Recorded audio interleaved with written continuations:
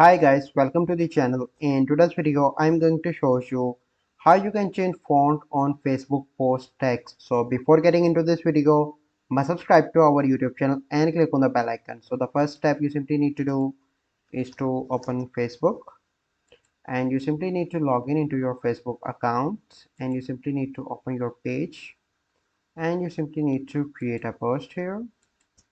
So I'm going to write a text.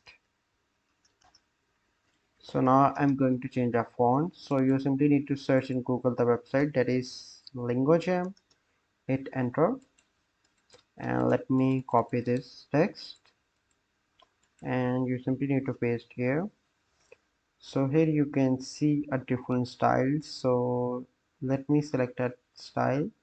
So this one, you simply need to copy that and you can use here like this, and you can post this text as well. So this is the process by which you can change font on Facebook post text. So I hope you find this video helpful. If you find this video helpful, must like this video, subscribe to our YouTube channel for future videos. We'll see you in the next video. Thank you. Have a good day.